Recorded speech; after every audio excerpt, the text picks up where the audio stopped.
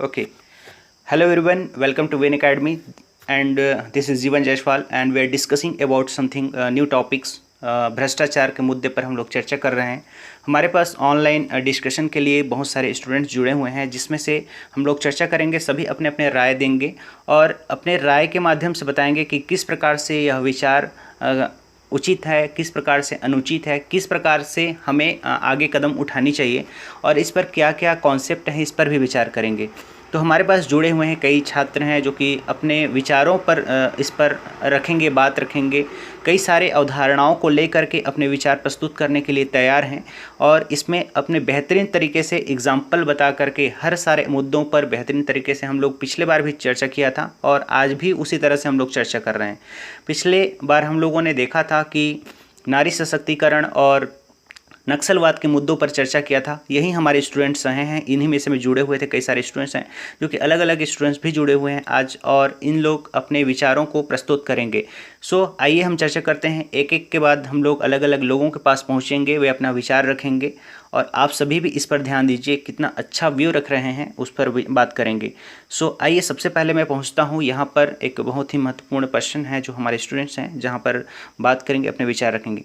सो सबसे पहले स्टार्ट करते हैं। हाँ, बोलिए। रितु तो डहरिया। हम सबसे पहले पहुंचते हैं रितु डहरिया के पास में, जो अपने विचार रखेंगी इस पर, भ्रष्टाचार के मुद्दे पर, और फिर आगे करके हम अलग बढ़ते चलेंगे। Good afternoon sir. आज का हमारा बहुत ही अच्छा टॉपिक है भ्रष्टाचार। मैं आज सभी को बताना चाहूंगी कि भ्रष्टाचार की शुरुआत या प्रारंभ कहाँ और कैसे शुरू हुआ था। भ्रष्टाचार को हम आम बोलचाल की भाषा में समझ सकते हैं लोगों को समझाने के लिए कि घूस या रिश्वत लेना है। स्वतंत्रता से पहले भ्रष्टाचार अंग्रेजों के द्वारा लाई गई है। वे पहले राज रजवाड़े और साहूकारों को धन देकर उनसे वे सब काम करा देते थे जो उन्हें चाहिए। तथा अंग्रेज भारत के अमीरों रईसों को धन देकर अपने ही देश के साथ गद्दारी करने के लिए कहा करते थे, और ये अमीर लोग पैसा के लिए अपने देश के साथ गद्दार करने के लिए इतनी गिरी हुई हरकत भी करते थे। यह भ्रष्टाचार वहीं से प्रारंभ हुआ है और तब से आज तक लगातार चलते हुए फल फूट रहा है। भ्रष्टाचार का शाब्दिक अर्थ है भ्रष्ट प्लस आचार से इसको अलग किया जा सकता है। भ्रष्ट यानी बुरा या बिगड़ा हुआ, तथा आचार का मतलब है आचरण। अर्थात भ्रष्टाचार का शाब्दिक अर्थ है वह आचरण जो किसी भी प्रकार का से नैतिक और अनुचित हो। किसी को नियंत्रण लेने का अधिकार मिलता है तो एक या दूसरे पक्ष में निर्णय ले सकता है, यह उसका विवेक अधिकार है और एक सफल लोकतंत्र का लक्षण भी है। परंतु जब यह विवेक अधिकार वस्तु परक न होकर दूसरे कारण के आधार पर इस्तेमाल किया जाता है, तब यह आचरण की श्रेणी में आ जाता है, अथवा इसे आने वाला व्यक्ति भ्रष्ट कहलाता है। किसी निर्णय को जब कोई शासकीय अधिकारी धन अथवा किसी लालच के कारण करता है तो वह भ्रष्टाचार कहलाता है। जब हमारा देश आजाद नहीं हुआ था, तब एक दशक बाद से ही भारत भ्रष्टाचार के दलदल में धंसा नजर आने लगा था, और उस समय संसद में इस बात पर बहस भी हुई थी। 21 सितंबर 1936 को भारत में भ्रष्टाचार को खत्म करने के लिए संसद में बहस में डॉक्टर राम मनोहर लोहिया ने जो भाषण दिया था आज भी प्रशंसित है। उस समय डॉक्टर लोहिया ने जो भाषण दिया था वह सिंहासन और व्यापार के बीच संबंध। भारत में जितना दूषित, भ्रष्ट और बेईमान हो गया है उतना दुनिया के किसी भी इतिहास में नहीं हुआ है। भ्रष्टाचार से देश की अर्थव्यवस्था और प्रत्येक व्यक्ति पर विपरीत प्रभाव पड़ता है। इसके अलावा न्यायपालिका, मीडिया, सेना, पुलिस आदि में भी भ्रष्टाचार व्याप्त है। मैं आपको बताना चाहूँगी कि भ्रष्टाचार किस तरीके से फैलते हैं, जिसमें है चुनाव से संबंधित भ्रष्टाचार।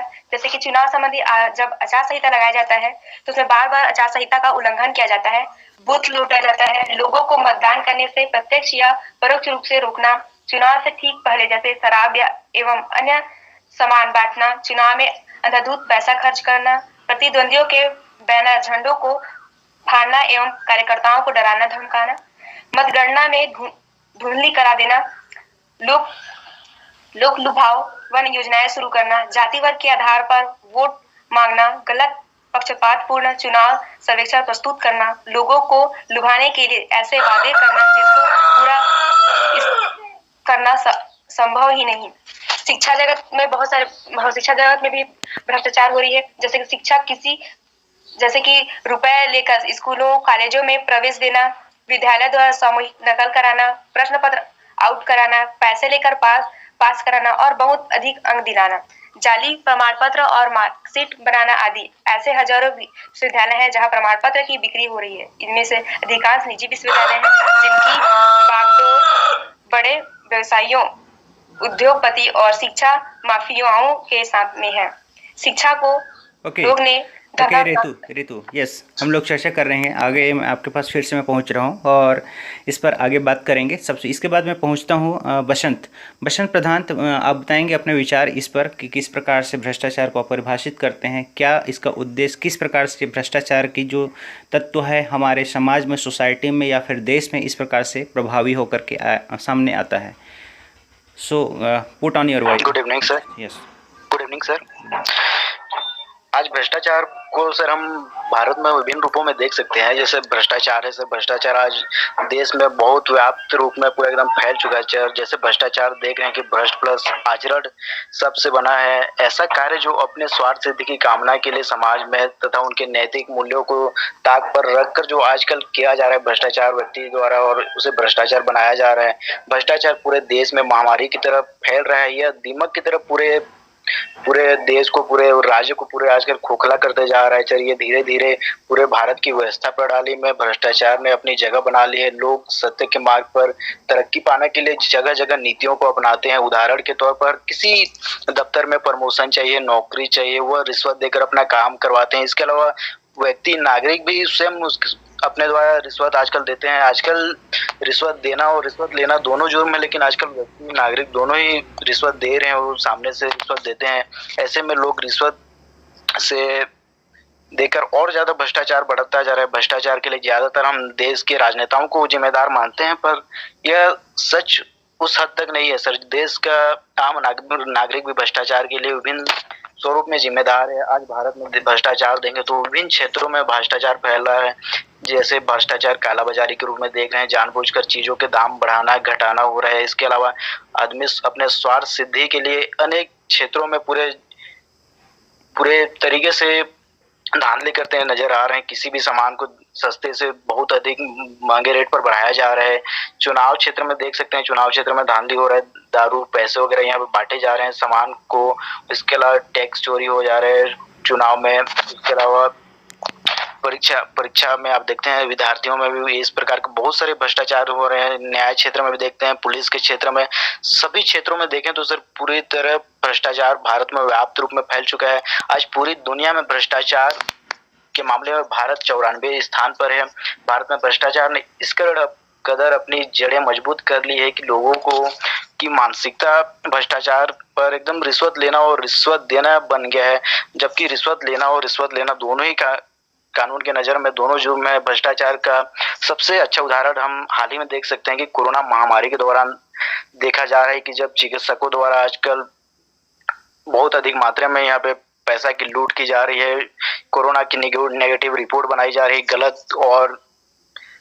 गलत चिकित्सा क्षेत्र में अनेक भ्रष्टाचार के रूप में आजकल देखा जा रहा है जो बहुत ज्यादा व्यापक रूप में प्रभावित कर रहे हैं। भ्रष्टाचार के अगर हम कारणों को देखें तो सर जब किसी क्षेत्र में अभाव के कारण कष्ट होता है तो वह भ्रष्ट आचरण करने के लिए विवश हो जाता है। आज असमानता, आर्थिक, सामाजिक या समान पद प्रतिष्ठा के कारण भी व्यक्ति अपने आप को भ्रष्ट बना लेता है।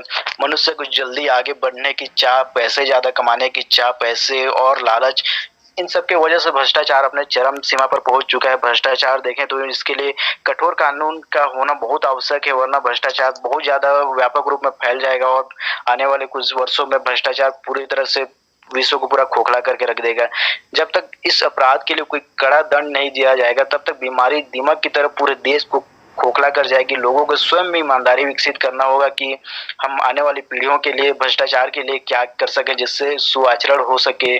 इसके अलावा सरकार द्वारा देखें तो प्रतिवर्ष या पूरे विश्व में 9 दिसंबर को प्रतिवर्ष भ्रष्टाचार प्रतिरोध भ्रष्टाचार विरोधी दिवस मनाया जाता है, जिससे लोगों में जागरूकता फैलाई जाती है कि भ्रष्टाचार को कम किया जाए। और भ्रष्टाचार को कम करने का सबसे अच्छा उपाय ये है कि लोगों में जागरूकता हो, पढ़ाई अच्छी हो, ओके सभी ओके को बसंत। जागरूक होना ओके, इस चाहिए। पर बात करेंगे बसंत, आपके पास फिर से आऊँगा मैं, यस। और इसके उपाय पर भी बात करेंगे। अलग अलग उपाय हो सकते हैं, भ्रष्टाचार को कैसे दूर किया जा सकता है, उन सारी बातों पर हम लोग चर्चा करेंगे बाद में। लेकिन फिर इसके पहले हम पहुँचता हूँ मैं, इसके अलग अलग आयाम हो सकते हैं। भ्रष्टाचार की किस प्रकार से जड़ें जमा रही है हमारे छोटी से छोटी आवश्यकताओं की, या फिर कम समय में हम अपने कार्यों को सिद्ध कराने के लिए, कंप्लीट कराने के लिए हम जो आचरण इस तरह से पद्धति अपना रहे हैं, ये भ्रष्टाचार की जो है यहीं से हमारी जो स्टार्टिंग हो जाती है। साथ ही साथ देखें, हमारे देने के साथ साथ कभी भी भ्रष्टाचार तब वह हावी हो जाता है जब हम देते हैं किसी भी व्यक्ति को, तो लेने के लिए भी तैयार हो जाता है। यह जो प्रक्रिया होती है दोनों तरह से, एक तरह से हम देख सकते हैं बॉन्डिंग होती है, यह भ्रष्टाचार को एक परिणति पर पहुंचा देता है, एक नए आयाम पर पहुंचा देता है। तो इस तरह से भ्रष्टाचार जो है जड़ें जमा रही है, इस पर हम बात करेंगे, एक अच्छे से बात करेंगे इस पर। तो इस पर मैं पहुंच रहा हूं। सबसे पहले रेणुका इस पर अपने विचार रखें कि क्या है भ्रष्टाचार, इसके मतलब किस तरह से जड़ें जमा रही है, अलग अलग क्षेत्रों में भ्रष्टाचार किस तरह से हावी है। जी सर, सबसे पहले तो गुड इवनिंग। आज का हमारा टॉपिक है भ्रष्टाचार, और इससे बात करने से पहले मैं बताना चाहूंगी कि भ्रष्टाचार जो अभी अंदर से हमारे भारत की सबसे बड़ी समस्या है। ये आतंकवाद तो भारत को बाहर से प्रभावित करते हैं, बाहर से आके, लेकिन जो भ्रष्टाचार है वो भारत के लोग ही भारत को अंदर से खोखला कर रहे हैं। और ये प्रॉब्लम आज से ही नहीं है, हमारे देश में भ्रष्टाचार कई सदियों से चला आ रहा है। यह दिन प्रतिदिन बढ़ता ही जा रहा है, जिसके कारण हमारे देश की हालत और अधिक खराब होती जा रही है। और भ्रष्टाचार किसी एक विशेष पद पर बैठे हुए व्यक्ति का अपने पद का दुरुपयोग करना ही भ्रष्टाचार कहलाता है। ऐसे लोग अपने पद का फायदा उठाकर कालाबाजारी, गबन, रिश्वतखोरी इत्यादि कार्यों में लिप्त रहते हैं, जिसके कारण हमारे देश का प्रत्येक वर्ग भ्रष्टाचार से प्रभावित होता है। इसके कारण हमारे देश की आर्थिक प्रगति को भी नुकसान पहुंचता है। भ्रष्टाचार दीमक की तरह है जो धीरे धीरे हमारे ही देश को अंदर से खोखला करता है। आज हमारे देश में प्रत्येक सरकारी कार्यालय, गैर सरकारी कार्यालय और राजनीति में भ्रष्टाचार कुट कुट कर भरा हुआ है, जिसके कारण आम आदमी बहुत ही ज्यादा परेशान है।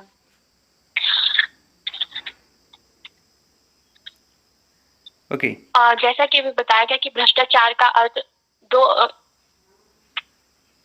Yes yes. जी सर, भारत में अगर हम देखें तो भ्रष्टाचार के घोटाले, कई बड़े बड़े भ्रष्टाचार के घोटाले हुए हैं, जिनमें बोफोर्स घोटाला, यूरिया घोटाला, चारा घोटाला, शेयर बाजार घोटाला और सत्यम घोटाला। इसके अलावा कई ऐसे घोटाले हैं जो कि देखने के लिए मिलते हैं, और जो छोटे छोटे अमाउंट पे नहीं, कई बड़े बड़े अमाउंट पे हैं। और अगर हम देखें तो जो भ्रष्टाचार है, और भ्रष्टाचार के कारण हमारे देश का आर्थिक विकास बहुत अधिक रुक सा गया है। भ्रष्टाचार के कारण हमारा देश एक प्रकार से बाकी देशों से बहुत अधिक पिछड़ता जा रहा है। इसी के कारण आज भी हमारे कई गांवों तक बिजली, पानी और सड़क संचार सुविधाएं नहीं पहुंच पाई हैं।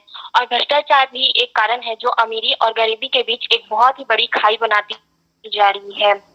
सरकार द्वारा बनाई योजनाओं का लाभ लोगों तक भ्रष्टाचार के कारण ही नहीं पहुंचता, वह नक्सलवाद जैसी समस्या भी पनप जाती है। भ्रष्टाचार के कारण ही भाई भतीजावाद को बढ़ावा मिला है, वह अयोग्य शासक भी पद पर आकर शासन करने लगते हैं। भ्रष्टाचार के कारण ही किसानों को उनकी मेहनत का फल नहीं मिल पाता और वो आत्महत्या जैसे कदम उठाने पे मजबूर हो जाते हैं। भ्रष्टाचार के कारण ही हमारे देश की छवि अन्य देशों में बहुत ही ज्यादा धूमिल हो गई है, जो पहले सोने की चिड़िया कहलाती थी। सरकार द्वारा भ्रष्टाचार को रोकने हेतु कोई ठोस कदम नहीं उठाने के कारण भ्रष्ट लोगों के हौसले दिन प्रतिदिन और अधिक बढ़ते जा रहे हैं, और पुराने वर्षों की अपेक्षा वर्तमान में घोटालों की संख्या भी बढ़ गई है। और हम वर्तमान में तो देख ही रहे हैं कि जैसे कालाबाजारी वगैरह में ऑक्सीजन सिलेंडर, कोविड की दवाइयां और रेमडेसिविर इंजेक्शन को कैसे कालाबाजारी के जरिए स्टॉक करके रखा जा रहा है। और इस सिचुएशन में भी ऐसे कालाबाजारी करने वाले लोगों को भ्रष्टाचार करने का मौका मिल जा रहा है, ऐसी परिस्थितियों में भी, जो बहुत ही ज्यादा चिंतादायक है। ओके, ठीक है। रेणुका, आपके पास मैं फिर से पहुंचता हूं, इसके बाद हम लोग चर्चा करेंगे। इसके बाद मैं पहुंचता हूं संजीता प्रधान। आप अपने विचार रखें इस पर, किस प्रकार से भ्रष्टाचार है वो हावी है और किस प्रकार से अलग अलग क्षेत्रों पर भ्रष्टाचार अपने जड़ें जमा चुकी है, जिससे आम लोगों को किस तरह से परेशानियों का सामना करना पड़ रहा है। Yes please. Good evening sir. Yes, good evening. भ्रष्टाचार को हम स्पष्ट रूप से परिभाषित नहीं कर सकते, किंतु भ्रष्टाचार को हम इस प्रकार से भी बता सकते हैं, जैसे जब सार्वजनिक धन और पद का इस्तेमाल अधिकारी या कर्मचारी द्वारा व्यक्तिगत लाभ प्राप्ति के उद्देश्य से किए गए कार्यों को भ्रष्टाचार कहा जाता है। भ्रष्टाचार नैतिकता की विफलता को इंगित करता है। भ्रष्टाचार को हम नैतिक सामाजिक मूल्यों की अपेक्षा कर अपने कर्तव्यों से विमुख होना, अपने अधिकारों का दुरुपयोग करना, अपने साधनों का दुरुपयोग करना आदि भ्रष्टाचार कहलाता है। भ्रष्टाचार के हम लक्षणों को इस प्रकार से देख सकते हैं। कर्तव्य से हटकर या प्रत्यक्ष या अप्रत्यक्ष लाभ के लिए अनैतिक कार्य करना। भ्रष्टाचार राजनीतिक, प्रशासनिक, न्यायपालिका जैसे कई क्षेत्रों में व्यापक रूप से देखा जा सकता है। भ्रष्टाचार में व्यक्तिगत पक्षपात, निजी स्वार्थपूर्ण भावनाएं होती हैं। इनमें नगद राशि या वस्तु माध्यम होती है। इसमें कर्तव्यों का उल्लंघन होता है। भ्रष्टाचार के कारणों को हम इस प्रकार से देख सकते हैं। इसके आर्थिक कारणों में निर्धनता, साधनों का अभाव, बेरोजगारी, महंगाई, अपर्याप्त वेतन एवं असुरक्षा आदि कारण है। और सामाजिक कारणों में हम देख सकते हैं समाज में जागरूकता की कमी है, शिक्षा का अभाव, दिखावे की संस्कृति और भौतिकवादी दृष्टिकोण और सामाजिक कुप्रथाएं भी इसका, विशेषकर दहेज प्रथा प्रमुख कारण है। इसके अन्य कारणों को हम इस प्रकार से देख सकते हैं। धन का बढ़ता महत्व और मूल्यों में परिवर्तन, जनता का पिछड़ापन, प्रशासनिक जटिलता, कानूनों की अनियमितता, राजनीति का अपराधीकरण, खर्चीली चुनाव पद्धति, प्रजातंत्र शासन के दोष और भ्रष्टाचार निवारक नियमों में प्रभावी क्रियान्वयन का अभाव। भ्रष्टाचार के प्रभाव को हम इस प्रकार से देख सकते हैं। भ्रष्टाचार जो है वो सर्वव्यापी है, अर्थात यह पूरे विश्व में व्याप्त है। भ्रष्टाचार से स्वार्थ और व्यक्तिवाद हावी होता है। समाज जो है वो हम की भावना से टूटकर मैं की भावना में आ रुकता है। व्यवस्था में विश्वास का अभाव, स्वार्थ में बढ़ोतरी, ये भ्रष्टाचार के प्रभाव में आते हैं। राष्ट्रीय चरित्र एवं नैतिकता का पतन हो रहा है। नियमों का उल्लंघन, कानूनों की अवहेलना, अव्यवस्था, कीमतों में वृद्धि हो रही है, अपराधों में बढ़ोतरी हो रही है। भ्रष्टाचार के कारण उत्तरदायित्वों से लोग भाग रहे हैं। एवं ओके, यस संजीता, देखिए अच्छे पॉइंट्स आपने रखा, काफ़ी अच्छा था। जो कि एक व्यक्ति जो है वह स्वार्थ में हो जाता है। किसी भी व्यक्ति का वह हम की भावना से दूर होकर के मैं की भावना में जब प्रवेश कर जाता है तो यह एक तरह से भ्रष्टाचार को ज़्यादा इंगित करती है। भ्रष्टाचार को बढ़ावा इससे मिलता है। तो कोई भी व्यक्ति जब स्वार्थमय स्थिति में अपना हर काम को देखता है, अपने निजी स्वार्थ के हित को ध्यान में रख करके कार्य करता है, तो वहाँ पर भ्रष्टाचार हावी हो जाता है। ऐसे कई उदाहरण हमको मिलते हैं समाज में। काफ़ी अच्छे पॉइंट्स थे आपके पास फिर मैं आता हूँ। इसके बाद मैं पहुँचता हूँ यहाँ पर एक अपने विचार रखेंगे Anupam Dewangan. Yes Anupam, put on your point. सर्वप्रथम मैं आपको मैं महोदय को धन्यवाद देना चाहूंगा जो मुझे इस चर्चा में शामिल होने का अवसर दिया। तो आज के हमारे चर्चा का विषय है भ्रष्टाचार। भ्रष्टाचार का अर्थ है निर्धारित आचरण से विचलन। ऐसा कोई कार्य जिसे व्यक्तिगत हितों को ध्यान में रखकर अनियमित एवं अनुचित ढंग से किया गया हो, जिसे सरकारी या निजी संस्था द्वारा या फिर उसके सदस्यों द्वारा किया गया हो, जिससे लोक हितों की हानि हो, भ्रष्टाचार कहलाता है। भ्रष्टाचार एक विश्वव्यापी विषय बन चुका है जो समाज के साथ साथ किसी राष्ट्र के निर्माण में नकारात्मक ढंग से प्रभावित करता है। भ्रष्टाचार वर्तमान परिदृश्य में एक प्रमुख चर्चा का विषय है और इस पर समस्त मानव जन को या फिर वैश्विक प्रजाजन को गहन विचार की आवश्यकता है। अगर इस इसका गहनता से अध्ययन करें तो भ्रष्टाचार की आधारशिला जो है अनुशासनहीनता है। अनुशासनहीनता का व्यापक रूप ही भ्रष्टाचार के रूप में समाज के सामने आता है। भ्रष्टाचार के दीर्घकालिक परिणाम विध्वंसकारी एवं संभवतः स्थायी भी हो सकते हैं। भ्रष्टाचार की उत्पत्ति के कारण भ्रष्टाचार के उत्पत्ति व्यवहारिक रूप से समाज में भिन्न भिन्न रूपों में परिलक्षित होती है। स्वतंत्र भारत में पहला भ्रष्टाचार का केस 1948 भारत पाकिस्तान युद्ध के समय जीप खरीदी बिक्री के समय दिया गया था, जिसमें टोटल जो है 80 लाख रुपए की घोटाले की जानकारी मिली थी। और भ्रष्टाचार की उत्पत्ति में जैसे ही अपन दृष्टिगत करें तो व्यक्तिगत लाभ, ऐश्वर्य की महत्वाकांक्षा, राजनीतिक लाभ और नैतिकता का पतन, इसमें से प्रमुख कारण जो है उल्लेखनीय है। और विभिन्न स्तर पर विभिन्न भ्रष्टाचार के कारण दिखाई देते हैं, जैसे सुविधा शुल्क के रूप में, कमीशन खोरी के रूप में भ्रष्टाचार दिखाई पड़ता है। इसके निवारण हेतु स्थानीय प्रयास के रूप में जन आंदोलन के द्वारा जन सामान्य को जागरूक कर भ्रष्टाचार निवारण के क्षेत्र में महत्वपूर्ण कदम उठाए जा सकते हैं। और सामाजिक जागरूकता का समावेशन करके भी स्थानीय प्रयास किए जा सकते हैं। और नैतिक मूल्यों का विकास भी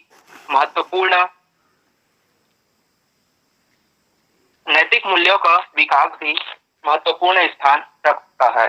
भ्रष्टाचार निवारण हेतु सरकारी प्रयास सर्वप्रथम prevention of corruption act 1947 Santhanam committee की सिफारिश पर किया गया था। फिर उसके बाद इसी को रिजोल्यूशन करके भ्रष्टाचार निवारण अधिनियम 9 सितंबर 1988 लागू किया गया, जिससे कई हद तक देश के भ्रष्टाचारी में न्यूनतम परिणाम देखे जा चुके हैं। और नैतिक और प्रशासनिक क्षेत्र में नैतिक मूल्यों के विकास हेतु संघ लोक सेवा आयोग के परीक्षाओं में इथिक्स नामक विषय को शामिल किया गया है, जिससे भावी प्रशासकों में सत्यनिष्ठा एवं अभिरुचि कौशल का विकास हो सके, ताकि वह पब्लिक सेक्टर में लोक हितों को ध्यान में रखते हुए कार्य कर सके। भ्रष्टाचार देश को सामरिक एवं बहुमुखी रूप से प्रभावित करता है। इससे व्यक्ति का नैतिक पतन होता है और आगामी पीढ़ी में इसका प्रभाव जो है स्पष्ट रूप से दिखाई पड़ता है। तो मैं यही कहना चाहूंगा कि भ्रष्टाचार के नियंत्रण के संदर्भ में सरकार द्वारा एवं विभिन्न एनजीओ द्वारा प्रभावकारी कदम उठाए जाए, जिससे भ्रष्टाचार को जड़ से समाप्त किया जा सके। धन्यवाद सर। Okay, very good. बहुत अच्छे पॉइंट्स थे, काफ़ी अच्छे पॉइंट्स थे, जिसमें आपने यूपीएससी का एग्जाम्पल दिया, जिसमें इथिक्स नाम का जो पेपर है उसको इंक्लूड किया गया है, जो कि भ्रष्टाचार को एक तरह से काफ़ी हद तक इसमें एक लोक सेवक आयोग को हम इस तरह से हम डिनोट कर सकते हैं, बता सकते हैं। इसके संदर्भ में काफ़ी अच्छे पॉइंट्स थे। भ्रष्टाचार अधिनियम जो बना है 1988 का, इसमें भी बहुत ही अच्छे पॉइंट्स थे। उसके माध्यम से भ्रष्टाचार को दूर करने का प्रयास जारी है। आइए हम दूसरे व्यक्ति के पास पहुंचते हैं। एक हैं, अपने विचार रखेंगे और इस माध्यम से कि सरकार के द्वारा किस प्रकार से प्रयास किए जा रहे हैं, साथ ही साथ आम जो जनता है इस पर किस प्रकार से इस भ्रष्टाचार को निपटने का प्रयास कर रही है, कैसे हम इसको कम कर सकते हैं, इस बारे में भी कुछ अपने पॉइंट्स रखें। अंजू प्रधान, प्लीज़ अपने पुट ऑन योर पॉइंट। जी sir, good afternoon sir. Yes, good afternoon. भ्रष्टाचार का अर्थ है भ्रष्ट प्लस आचरण। भ्रष्ट यानी बुरा या बिगड़ा हुआ, तथा आचरण का मतलब होता है आचरण। आचार का मतलब होता है आचरण। अर्थात भ्रष्टाचार का शाब्दिक अर्थ है वह आचरण जो किसी भी प्रकार से अनैतिक और अनुचित कार्य हो।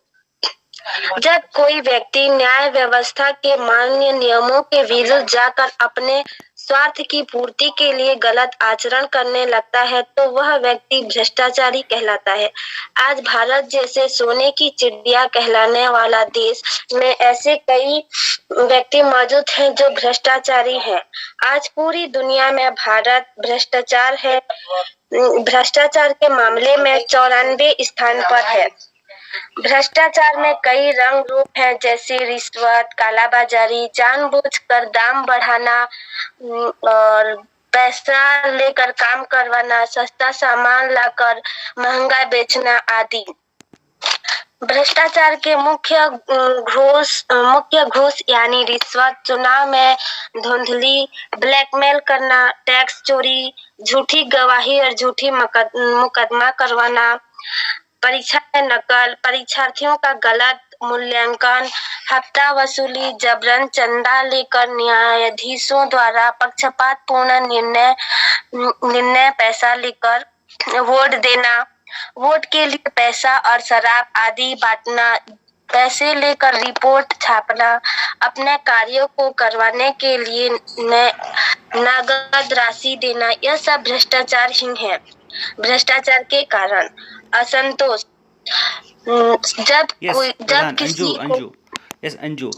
यस अपने पॉइंट्स रखिए। इसमें भ्रष्टाचार के कारणों पर हम लोगों ने चर्चा किया है। इसमें कुछ ऐसे पॉइंट्स रखे जो कि भ्रष्टाचार को हम किस प्रकार से कम कर सकते हैं, भ्रष्टाचार को सरकार या हम आम जनता है वो मिल करके किस प्रकार से उपाय इसमें किए जा रहे हैं और आगे भी किस प्रकार से संभावना है, इस पर कुछ बात कीजिए।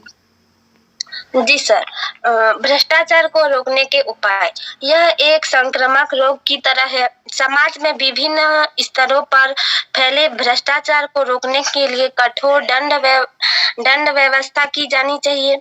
आज भ्रष्टाचार की स्थिति यहाँ है कि व्यक्ति रिश्वत के मामले में पकड़ा जाता है और रिश्वत ही देकर छूट जाता है। जब तक इस अपराध के लिए कोई कड़ा दंड नहीं दिया जाएगा तब तक यह बीमारी दीमक की तरह पूरे देश को खा जाएगी। लोगों को स्वयं से ईमानदारी विकसित करनी चाहिए। आने वाली पीढ़ी तक सुआचरण के फायदे पहुंचाने होंगे। और दुनिया भर में भ्रष्टाचार के खिलाफ लोगों के जागरूकता फैलाने के लिए 9 दिसंबर को अंतर्राष्ट्रीय भ्रष्टाचार विरोधी दिवस मनाया जाता है। संयुक्त राष्ट्र महासभा में 31 अक्टूबर 2003 को एक प्रस्ताव पारित कर अंतर्राष्ट्रीय भ्रष्टाचार विरोधी दिवस मनाए जाने की घोषणा की। भ्रष्टाचार के खिलाफ संपूर्ण राष्ट्र एवं दुनिया को इस जंग में शामिल होना एक शुभ घटना कही जा सकती है, क्योंकि भ्रष्टाचार आज किसी एक देश में नहीं बल्कि पूरे विश्व में फैल रहा है।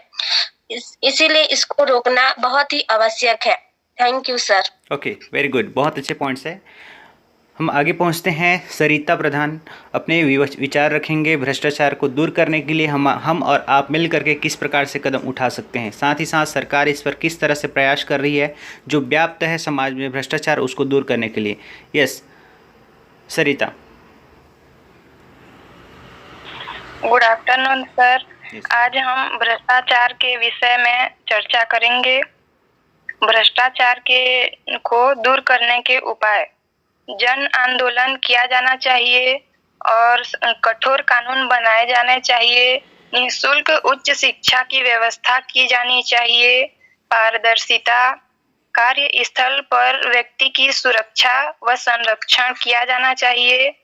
नैतिक मूल्यों की स्थापना की जानी चाहिए। भ्रष्टाचार निवारण अधिनियम 1998 लागू किया गया है। इसका संक्षिप्त नाम और विस्तार संपादित यह अधिनियम भ्रष्टाचार निवारण अधिनियम 1998 कहा जा सकता है। इसका विस्तार जम्मू कश्मीर और राज्य के सिवाय संपूर्ण भारत पर है और यह भारत के बाहर भारत के सब नागरिकों पर भी लागू है। भारतीय संसद द्वारा पारित केंद्रीय कानून है जो सरकारी तंत्र एवं सार्वजनिक क्षेत्र के उपक्रमों में भ्रष्टाचार को कम करने के उद्देश्य से बनाया गया है। Thank you sir. Okay good. देखिए इस पर कई सारी चीज़ें हैं जो कि भ्रष्टाचार को हम दूर करने के लिए हमें सबसे पहले तो समझना है कि हमें अपने इथिकल वैल्यूज़ को एक स्प्रेड करें, बहुत अच्छे से इसे अपने अपनाएं। तो इससे क्या होगा, भ्रष्टाचार में इसमें कमी आने की संभावना हो सकती है। इसी के साथ साथ में कई सारे ऐसे कदम हैं जिस पर हम बात कर ही रहे हैं, और इस पर मैं पहले इसके बाद में पहुँचता हूँ। आप लोगों ने अच्छे अच्छे पॉइंट्स रखा, इसके बाद मैं फिर से पहुँचता हूँ आप लोगों के पास में। अपने विचार रखेंगे कि इस प्रकार से हम और आप मिल करके या सरकार किस तरह से प्रयास कर रही है भ्रष्टाचार को दूर करने के लिए। Yes, Renuka Behera, put on your point.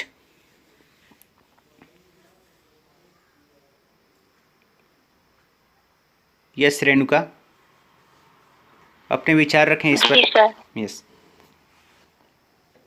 जी सर, भ्रष्टाचार को रोकने के लिए भ्रष्टाचार विरोधी दिवस मनाया जाता है 9 दिसंबर को, जो कि अंतर्राष्ट्रीय भ्रष्टाचार विरोधी दिवस। ये 31 अक्टूबर 2003 को एक प्रस्ताव पारित किया गया था संयुक्त राष्ट्र महासभा के द्वारा, और UNGA द्वारा यह दिवस प्रत्येक वर्ष 9 दिसंबर को मनाए जाने की घोषणा भी की गई।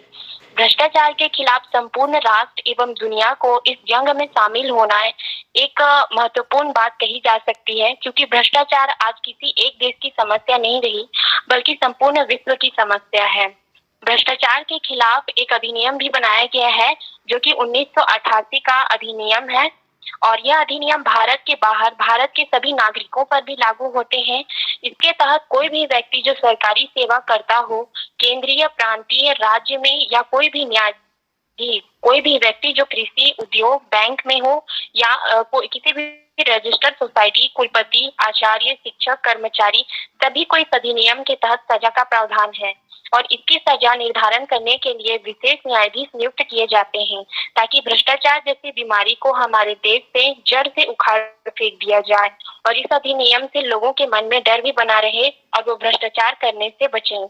अगर हम भ्रष्टाचार को रोकने के उपायों को देखें, तो हर क्षेत्र में कार्य से पहले व्यक्ति को शपथ दिलाई जानी चाहिए, ताकि वह इस शपथ को हमेशा याद रखे और भ्रष्टाचार से दूर रहे। निर्वाचन व्यवस्था को और भी आसान तथा कम खर्चीला और पारदर्शी बनाया जाना चाहिए, ताकि समाज सेवा तथा लोक कल्याण से जुड़े लोगों को भी चुनावों में भाग लेने और उन्हें जानने में आसानी हो सके। प्रशासनिक मामलों में जनता को भी शामिल किया जाए। प्रशासनिक कार्यों के लिए लोकपाल स्वतंत्र रूप से कार्य करें। कानून और सरकार से लोगों की मानसिकता बदलना बहुत जरूरी है। समय पर सही वेतन बढ़ाया जाए, ताकि भ्रष्टाचार करने की ख्याल भी सरकारी या प्राइवेट कंपनियों के जो कर्मचारी उनके मन में ना आए, क्योंकि भ्रष्टाचार तभी आता है जब आवश्यकताएं बढ़ती हैं। भ्रष्टाचार का विरोध भी इसे रोकने में काफी कारगर सिद्ध हो सकता है। ठीक है, आपके भ्रष्टाचार का अपराधी चाहे कोई भी व्यक्ति हो, उसे कठोर से कठोर। जी सर। यस, आपके पास फिर से मैं पहुंच रहा हूँ, और इसके बाद आप यस बताएंगे इसमें। बसंत, कुछ विचार बताएं इस पर कि किस प्रकार से हम और आप मिलकर के भ्रष्टाचार को कम कर सकें, जिससे आने वाली जो पीढ़ी है भ्रष्टाचार मुक्त हो सकेगा। यस, बसंत प्रधान। यस सर, भ्रष्टाचार हमारे नैतिक जीवन मूल्यों पर सबसे बड़ा प्रहार है सर। भ्रष्टाचार से जुड़े लोग अपने स्वार्थ में अंधे होकर राष्ट्र का नाम बदनाम कर रहे हैं, अतः यह बेहद ही आवश्यक है कि हम भ्रष्टाचार को समाप्त करने के लिए अनेक उपाय कर सकते हैं। भ्रष्टाचार के उपाय अगर हम देखें तो भ्रष्टाचार में संसद और राज्य विधायिका द्वारा अनेक कानून बनाए जाने चाहिए। न्यायालय द्वारा सरकार को, प्रशासन को आदेश करे कि भ्रष्ट लोगों व संस्थानों पर उचित कार्रवाई की जाए। इसके अलावा राज्यों में सभी कर्मचारियों पर उनकी निगरानी की जाए। पुलिस प्रशासन व अन्य को पर्याप्त उनको सुविधाएं दी जा सके, जिससे वे भ्रष्टाचार से दूर रहें। इंटरनेट के माध्यम से जो भ्रष्टाचार हो रहे हैं उन पर भी कड़ी कार्रवाई की जाए। उन सभी लोगों पर सख्त कार्रवाई की जा सकती है जिन लोगों की बहुत ज्यादा आवश्यकताएं हो जाती है, जो भ्रष्टाचार करने पर बहुत ज्यादा जोर देते हैं। सरकार द्वारा सभी कर्मचारी व निजी संस्थानों, दुकानदार, बिजनेसमैन, डॉक्टर आदि को अपने यहाँ पर CCTV कैमरा लगाने का आदेश दिया जा सके, जो 24 घंटे सुचारू रूप से कार्य करे। सभी कर्मचारियों का समय समय पर कार्य अवलोकन हो सके, ताकि पता चले कि कौन किस प्रकार से कार्य कर रहा है। लोगों को सत्य के मार्ग पर चलने की प्रेरणा दी जा सके। इसके अलावा अनेक कार्य किए जा सकते हैं जिससे भ्रष्टाचार कम किया जा सकता है। इसके लिए एक अच्छा स्लोगन है सर, जिसे जिसे एक व्यक्ति ने कहा था, कल नहीं आज करो भ्रष्टाचार को बंद करो। Thank you sir. Okay, very good, बहुत अच्छे पॉइंट्स। ओके, हाँ, पहुँचते हैं हम लोग यहाँ पर। रितु, आप अपने विचार रखें इस पर कि किस प्रकार से इसे दूर किया जा सकता है, समाज एक सभ्य समाज की ओर आगे बढ़ सकता है इससे। यदि भ्रष्टाचार को दूर करने पर कई लोगों की इसमें आर्थिक रूप से, जो सामाजिक रूप से कह सकते हैं, या फिर राजनीतिक रूप से जो कई सारी चीज़ें हैं जो अच्छे जगह पर पहुंच सकते हैं, उनको एक अच्छा स्थान नहीं मिल पाता है। और कई बार ऐसा होता है जो सुशिक्षित नहीं होते हैं, कई बार ऐसे होते हैं कि जो अपने स्थान नहीं बना पाते हैं, जो वास्तविक रूप से हम देखें जो योग्य नहीं है, वे उस तक पहुंच जाते हैं। भ्रष्टाचार के माध्यम से कई सारी चीज़ें, एक तरह से दुर्व्यवहार भी होता है। तो इन सारी चीज़ों को हम कैसे इस तरह से हटा सकें और एक सभ्य समाज की ओर बढ़ सकते हैं? क्या आपके पॉइंट्स क्या हैं इस पर? किस तरह से आप इसको बता सकते हैं? सर, जैसे कि भ्रष्टाचार को रोकने के लिए सभी ने बहुत ही अच्छा बात कही है। जैसे भ्रष्टाचार को रोकने के लिए लालची व्यापारी लोगों को और बेईमान निवेशकों को, राजनीतिक कुलीनों को रिश्वत देना बंद करना चाहिए। राजनीतिक के लोगों को समाज की भलाई से पहले अपने निजी मामलों को बंद करना होगा। सरकार को भ्रष्टाचार से संबंधित पाठ्य पुस्तकों में एक अध्याय और उसके परिणाम की इच्छा शामिल करनी चाहिए। भ्रष्टाचार के बारे में बात करके इसे रोकने की आवश्यकता है। ओके, ठीक है, ये भी अच्छा है, पॉइंट्स अच्छे हैं। जो कि व्यापारियों के तरफ ध्यान देना चाहिए, जो कि व्यापार वाणिज्य के संदर्भ में भी भ्रष्टाचार काफ़ी जो कि बढ़ चुका है, उसको भी हमें रोकने की जो प्रयास किया जाना चाहिए। क्योंकि एक भ्रष्टाचार के तौर पर देखें तो मुनाफाखोरी, कालाबाजारी, ये सारी चीज़ें हैं वो भ्रष्टाचार को इंगित करती है कहीं ना कहीं, और इस तरह से भ्रष्टाचार को रोका जा सकता है। तो हम मिल करके, आपस में मिल करके स्वयं एक तरह से इसमें ध्यान देना चाहिए। मैं पहुंच रहा हूं आप लोगों के पास। यस अनुपम, आप इस पर विचार रखें कि किस प्रकार से हमारे अपने कदम उठाने से किस प्रकार से यह रुकने की संभावना है, साथ ही साथ में सरकार इस पर किस तरह से अपने प्रयास कर सकती है कि भ्रष्टाचार इससे दूर हो सकेगा। जैसा कि अभी चर्चा में बहुत से दोस्तों ने अपने अपने विचार रखे, भ्रष्टाचार निवारण हेतु इसकी शुरुआत जयप्रकाश नारायण जी ने 1974 में ही जमीनी स्तर पर कर दी थी, जिसे संपूर्ण क्रांति के नाम से जाना जाता है। फिर अभी तात्कालिक में देखें तो अन्ना हजारे जी द्वारा 2019 में अनशन किया गया, जो वर्तमान 20वें दशक में, 21वीं सदी के 20वें दशक में भारत के नागरिकों को एक अपने उत्तरदायित्व का एहसास दिलाता है।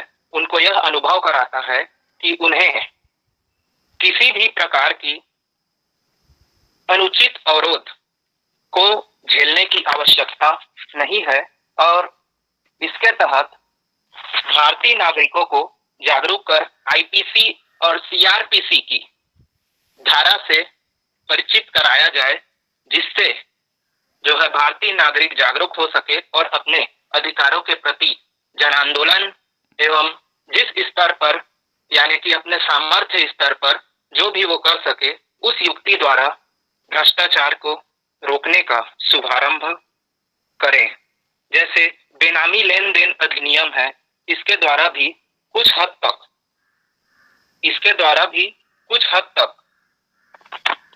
भ्रष्टाचार पर लगाम लगाया जा सकता है। जैसे शासन द्वारा अर्थ शोधन निवारण अधिनियम 2002 भी है, जो कि उल्लेखनीय है, जिसके द्वारा हम विभिन्न कदम उठाकर भ्रष्टाचार पर नियंत्रण लगा सकते हैं। धन्यवाद सर। ओके, बहुत अच्छे पॉइंट्स हैं, काफ़ी अच्छे पॉइंट्स थे, जिसमें आपने एक अन्ना हजारे का उदाहरण दिया, जो कि बहुत ही बेहतरीन तरीके से देख सकते हैं हम, जो कि वर्तमान समय में पिछले कुछ समय में घटित हुई घटना है, जिसको इंगित करती है, जो कि वर्तमान में कई सारे लोग इनसे प्रेरित होकर के भ्रष्टाचार के जो हैं उसके विचार हैं उस पर अमल कर सकते हैं। So very good points. देखिए, इस पर जो विचार है वो अलग तरीके से देख सकते हैं कि जो भ्रष्टाचार है वो संपूर्ण रूप से यह समाज को खोखला कर देती है, समाज को एक तरह से पूरी तरह से खोखला कर दे रही है, जो कि एक अलग तरह से विचार है। नए जो वर्ग हैं वो भी इससे प्रभावित हो रहे हैं। इनसे दूर करने के लिए स्वयं अपने आप को भी इस पे विचार करना चाहिए। एक व्यक्तिगत तौर पर भी, एक सामूहिक तौर पर भी इसे विचार करने की आवश्यकता है। इस पर कुछ अपनी बात रखेंगे यहाँ पर संजीता प्रधान, जो कि अपने इस किस तरह से इसे आप दूर करने का प्रयास सोचते हैं, आपके दिमाग से, अपने विचार से किस तरह से यह एक तरह से दूर किया जा सकता है, इसे किस प्रकार से हावी है जो उसको कैसे दूर कर सकते हैं, आप अपने विचार से रखिए, इसमें कुछ बात रखिए। सर, आम लोग जो हैं वो जनता में जागरूकता पैदा करके और शिक्षा का व्यापक प्रचार करके बेकारी, निर्धनता, वेतन विसंगति, आर्थिक असमानताओं को दूर करने का प्रयास किया जाना चाहिए। जनसाधारण में जागरूकता, चेतना, शिक्षा और सामाजिक मूल्यों और नैतिक शिक्षा का विकास किया जाना चाहिए, ताकि स्वार्थ की अपेक्षा सार्वजनिक हितों को महत्व मिले।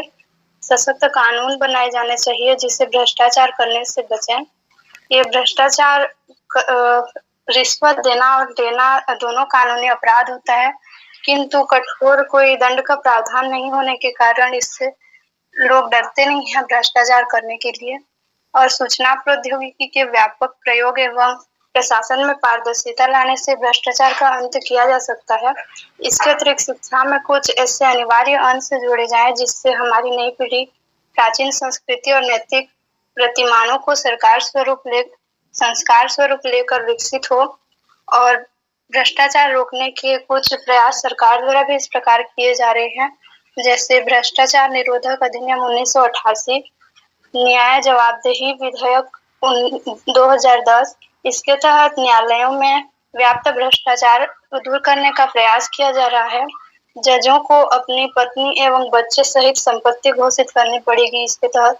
और सिटीजन चार्ट, इसके तहत सरकारी संस्थाओं को अनिवार्य रूप से सिटीजन चार्ट का प्रकाशन करना होगा तथा बताना होगा कि किन किन सेवाओं की पूर्ति कितने दिनों में हो रही है। और जन शिकायत निवारण विधेयक, इसके तहत भ्रष्टाचार शिकायत करने वाले व्यक्ति की पहचान गुप्त रखी जाएगी और उजागर करने वाले व्यक्ति को भी सजा दिया जाएगा। और केंद्रीय सतर्कता आयोग, इसके तहत सरकारी कर्मचारियों के विरुद्ध भ्रष्टाचार के विरोधों की जांच करनी है और सीबीआई द्वारा भी जांच पड़ताल किया जाता है। और भ्रष्टाचार को रोकने के लिए लोकपाल एवं लोकायुक्त की भी नियुक्ति की गई है। Good point. Okay, good point, बहुत अच्छे पॉइंट्स थे, काफ़ी अच्छे पॉइंट्स थे। आपने जो विचार रखा था कि इसमें केंद्रीय सतर्कता आयोग ये इसका रोल प्ले कर सकते हैं, इसमें भी इसका रोल है। साथ ही साथ में हम देख सकते हैं विशिल ब्लोअर एक्ट, ये भी एक, इससे क्या हो सकता है, भ्रष्टाचार को निवारण करने के लिए एक उपाय है।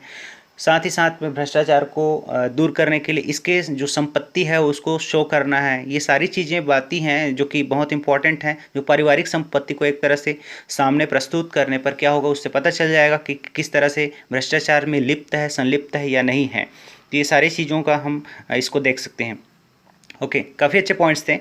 मैं आप लोगों को एक एक बार मैं पहुंचता हूं आप लोगों के पास में कि आप कंक्लूड करिए इस पॉइंट्स को कि किस तरह से एक एक मिनट में आप बताएं कि इसे किस प्रकार से हम निजात पा सकते हैं, एक तरह से एक स्वस्थ समाज, एक स्वस्थ सोसाइटी या स्वस्थ राष्ट्र के तौर पर हम इसे देख सकें और यह एक तरह से भ्रष्टाचार मुक्त देश के रूप में हम इसे एक पहचान बना सकें, जो कि वर्तमान में देख सकते हैं कि 94th पोजीशन पर है, जो कि बहुत ही खराब स्थिति देख सकते हैं इस पर। तो इसको हम पूरी तरह से कैसे दूर कर सकते हैं, किस प्रकार से इसमें हम और आप मिल करके समाज में एक नई व्यवस्था का संचालन कर सकते हैं सुचारू रूप से। तो इससे मैं एक एक मिनट आप लोगों से लेना चाहूँगा, प्लीज़ बताएंगे इसमें। यस, अनुपम।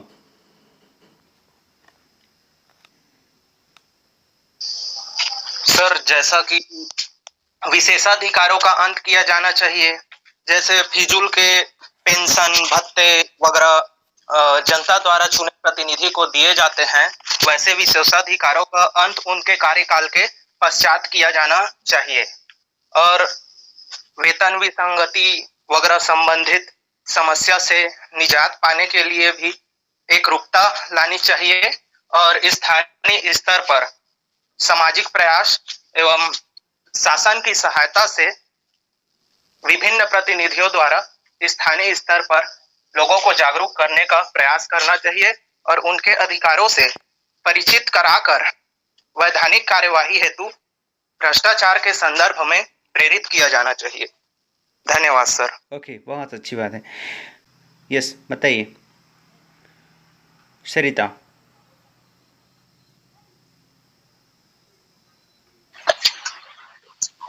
भ्रष्टाचार निवारण के उपाय। देखो, भ्रष्टाचार निवारण के उपाय नहीं होता। Yes yes yes, okay, mute your voice please. मैं आपके पास दूसरे पर बात करूंगा। पहले मैं कंक्लूड कर रहा हूँ इस वाले चैप्टर को, और इसी तरह से जो कि आप लोग बहुत अच्छे से इसमें विचार रखें। मैं लास्ट एक लेता हूँ, एक बहुत लास्ट में कंक्लूड करने के लिए आप बताएंगे। रेणुका बेहरा, आप इस पर कुछ अपने विचार रखिए, इसे कंक्लूड करें। जी सर, एक भ्रष्टाचार मुक्त समाज बनाने की कोशिश साफ तौर पर करनी होगी हमें। आने वाली पीढ़ी और हमें इस भ्रष्टाचार के जाल में न फंसे, यह संकल्प लेना होगा। भारत के कई सिस्टम में भ्रष्टाचार का कीड़ा घुसा हुआ है।